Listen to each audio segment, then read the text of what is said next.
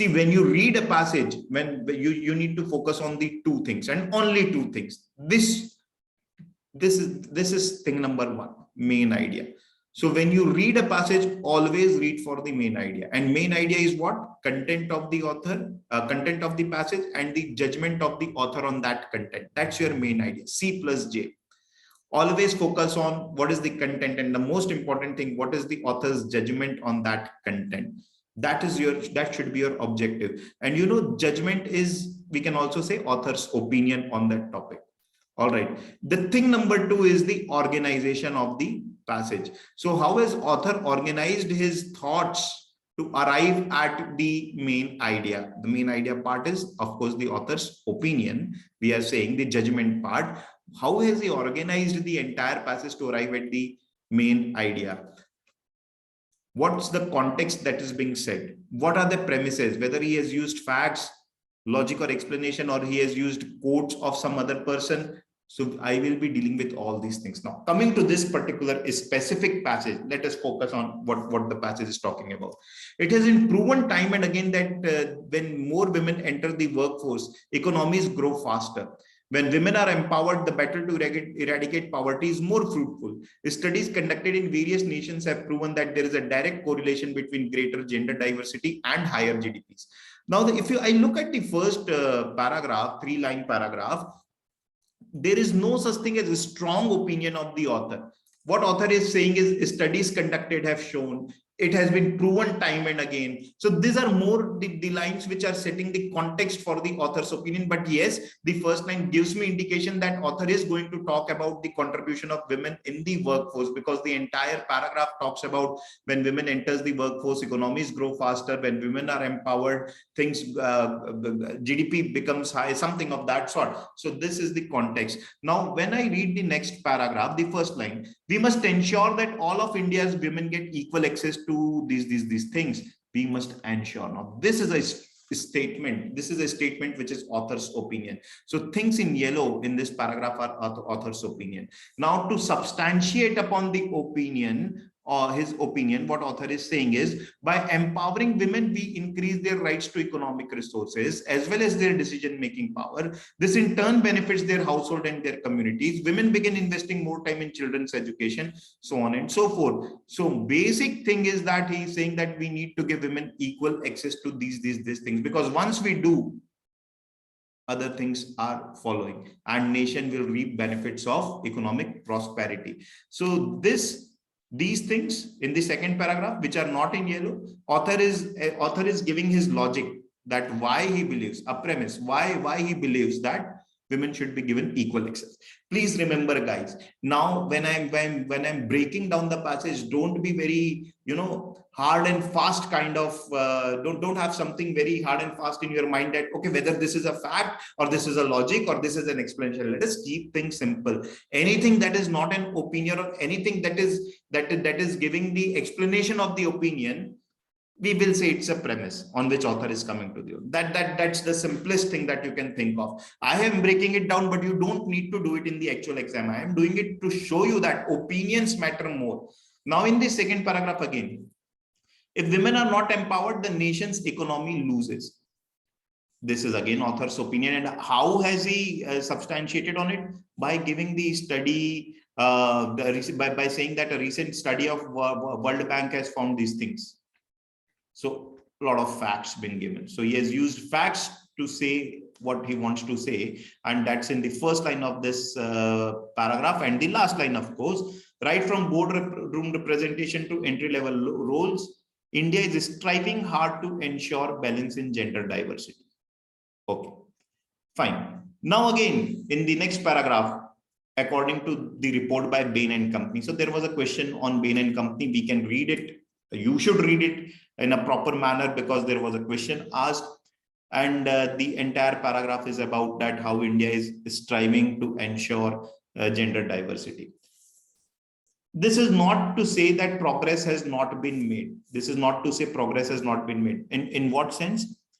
Because he's saying that India needs to strive more for gender diversity. And author is saying that I'm not saying that progress has not been made. These lines are again acting as the evidence for this particular opinion of the author. Similarly, in the last paragraph is specific to mining industry. Author is saying even in the mining industry, more and more women are taking up the unconventional roles, whether it be working at mining sites, this. Glass ceilings are beginning to shatter, but there is a lot more to be done. Again, author's opinion, right? So things in yellow are author's opinion. And now if I have to write down the main idea, my content is women representation in the workforce in India. Basically, how fairly women are getting represented and what will be the advantages if women are represented in a fair way. That's the content. What is author's judgment? Look at the lines in yellow. Women are not empowered. If women are not empowered, then economy will lose. That's what he was saying.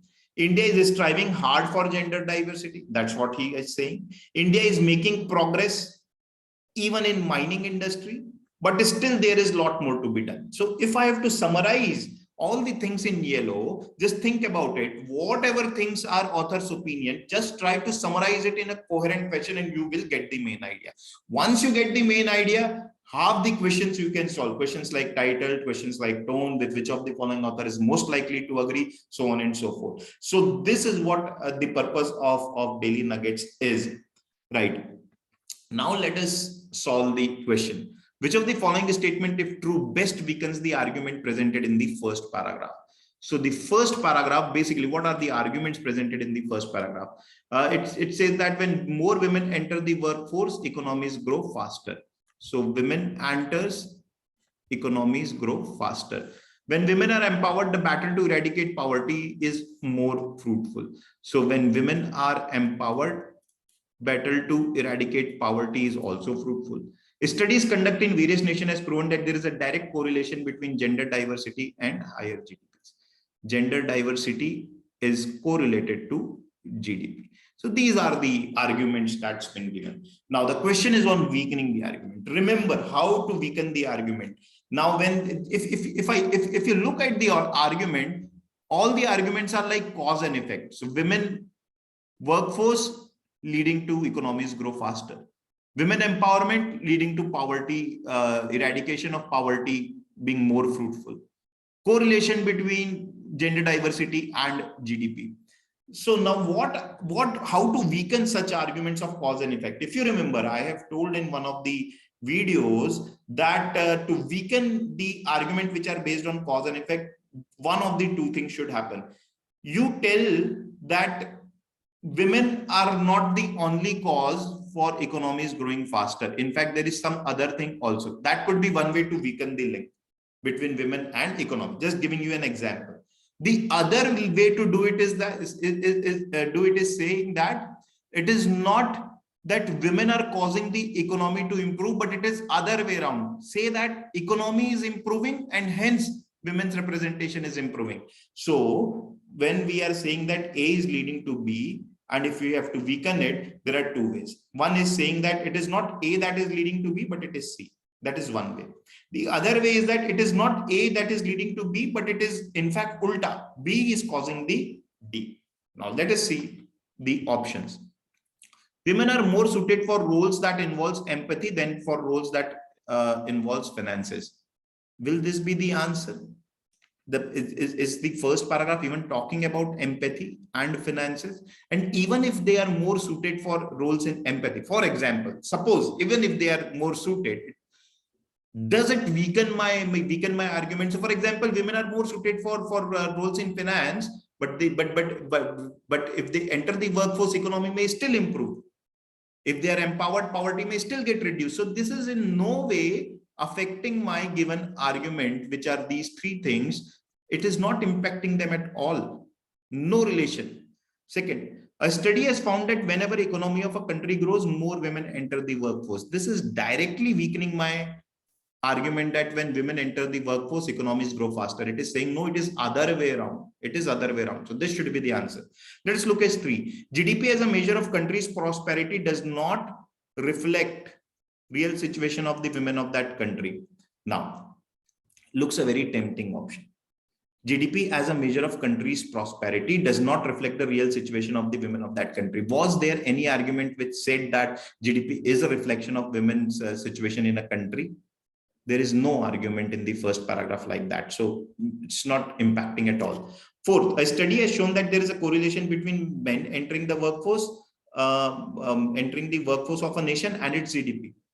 Again, a very tempting option, because the first paragraph is saying that there is relationship between women entering the workforce and economic doing faster. So 4 is saying there is relationship between men entering the workforce and its GDP. Now you think about it like this, that A is leading to B. What is being talked about is even when C is happening, B can happen. So it is fine. And also the relationship was given between economies growing faster and women entering the workforce. Right now, there is a correlation. The talk is about the correlation. So the correlation can be between women and GDP. And in addition to that, it can also be between men and GDP. What's the problem? There is no problem, right? So because it is mentioned as correlation, it is not mentioned that it is the only cause. We can say that it can also happen.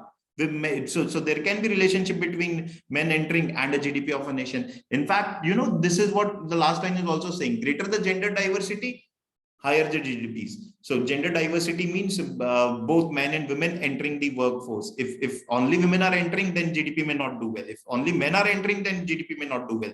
So this option in a way is not weakening the argument at all. So best statement which is weakening is option number 2. A very difficult question, because there were a couple of options which were close, but I hope now you have got that why 2 is the best argument or the best statement that is weakening. Fourth, debatable, maybe, may not be. I have given you the reasons that why it is not impacting the way 2 is impacting. So 2 is the best available choice.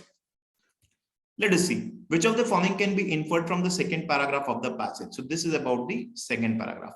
In India, no women has equal access to education. No women is an extreme word.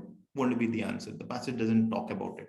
In India, women are considered better at taking care of children so that nation can reap benefit of economic prosperity. This is a scrambled option. This is a scrambled option. I have simply taken up the words like this and framed a question around it, right? So this is not the right answer. Third, there is some correlation between women empowerment in a country and economic prosperity. Very easy question, because if you see, the flow is like this. By empowering women, we are doing this. And when we do this, this happens. So it is a flow. So when the women are empowered, the country's prosperity or economic prosperity also improves. That's what the passage is saying. There is some correlation, a balanced option, option number 3. As per the passage, which of the following reflects the India's government's attitude towards women empowerment? Indifferent, conservative, male-centric, none of the above. All right. So I think these options should be, rather than A, B, C, D, it should be 4, and similarly in the previous one. So just excuse that error. As per the passage, which of the following reflect India's government attitude towards women empowerment? So Indian government attitude towards women empowerment is given here. And it says that the Prime Minister Narendra Modi has placed great emphasis, beginning from this. So it's a good thing that author has said. Indifferent means no attention is being given. The government is not bothered. Conservative looks at tempting option, because it tells that as a society we have, in the second paragraph, it was given as a hint, not even directly talked about, but it's something that is commonly believed, even if it is not talked about directly in the paragraph. So we have the temptation of marking such thing, but it is not given in the paragraph that Indian government is conservative. Right. Next, male centric, obviously not. Answer is none of the above. Next, which of the following can be inferred about the mining industry from the given passage? Traditionally, it has been a male dominated industry. The industry is heavily regulated. Women are getting equal recognition. None of the above can be inferred. Let us see. So the right answer, of course, is A here, because what it says is that even in the mining industry, more and more women are taking up unconventional roles, whether it be working at mining sites, in manufacturing, or security outfits. So traditionally, it has been a male-dominated industry. We can infer here, and it's also being mentioned here. Unfortunately, until recently, mining was perceived as men's domain. So because of these lines, we can say A is the right answer. What is B? The industry is heavily regulated. Is it mentioned? There is something related to regulation which is being mentioned. The physical nature of the work and the use of heavy equipment made regulators shy away. So what is it that I have picked up word heavy, which was used with equipment, and I have picked up word regulator and framed a question around option around it. So this is a scrambled option, can't be the answer. See, women are getting equal recognition in the industry. So can we say that women are getting equally recognition? Cannot say about equal recognition. It just says that glass ceilings are being shattered and things are happening. I mean, for the betterment. So answer is option number A. Last, with which of the following step of government is Bain and Company most likely to agree? So Bain and Company said that female entrepreneurs can generate these many jobs in India. That's more so why such entrepreneurs must be supported. So Bain and Company is saying that entrepreneurs should be supported. Female entrepreneurs can generate 150 to 170 million job opportunities. So special focus on health and well-being, not related to entrepreneurship. Giving top ministerial portfolios to women, not related to entrepreneurship. Making business loans easily accessible to women, yes, because that's what they are saying. Entrepreneurs must be supported. Providing more job opportunities, the job, or it is not about job opportunities, it is about entrepreneurship. So that is why answer is option number C. So that is it. Thank you very much. I hope you learned how to break down the passage, and in coming videos I will be doing the same thing, so that by the end of 10-12 videos on of daily nuggets, you are yourself comfortable with how to break down the passage into its key element. Remember, the most important thing is identifying what are the things to focus upon when you read a passage. Thank you.